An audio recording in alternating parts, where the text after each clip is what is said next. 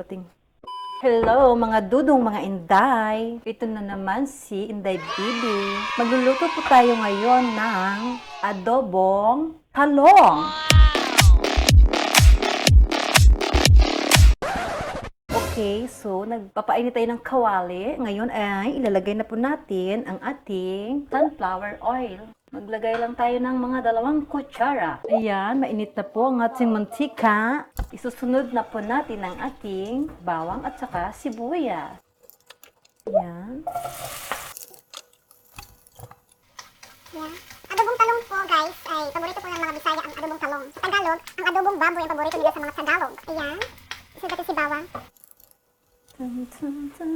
Then lang natin na maluto ang ating sibuyas sa bawang. Ayan po, nagluluto na po ang ating bawang at ilalagay natin, taran! Si baboy. Si baboy.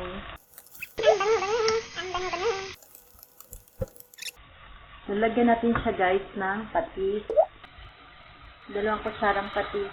At lalagyan natin ng paminta. Kalating kutsara ng paminta. At konting tubig. Babalikan natin siya pag wala ng kanyang sabaw. Okay guys, tatakpan muna natin ang ating baboy. Okay guys, luto na po ang ating baboy. So, ilalagay na po natin ang ating talong.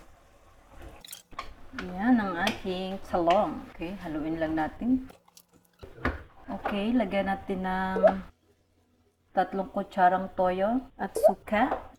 2 kutsarang suka. Ito para manghang na po siya. So, hahayaan lang natin. Hayaan mo natin maluto ang ating talong. Tapos, balikan natin siya mamaya. Okay po, mga dudong mga inday. Takpan na naman natin si talong. Si adobong talong. Uy, may naiwan pala isa.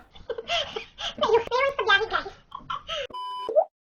Ayan po, luto na po ang ating talong. Ayan. Ganyan po ang adobong talong sa Bisaya. Yung medyo po siya masabaw, konti. Tapos, optional nyo na lang kung gusto nyo may chili or wala. Yan, naglagay po ako ng chili flakes. Konti lang. Kaya masarap. Kaya ang chili guys, pwede nyo ilalagay. Okay, so yummy. Okay guys, so ililipat natin siya sa kanyang lalagyan. Kaya na po natin ang ating Okay, mga dudong mga inday. Ito na po ang ating adobong talong. Thanks for watching my video. So don't forget to like and share and subscribe my channel. See you next time. picture na kahit 5 minutes sa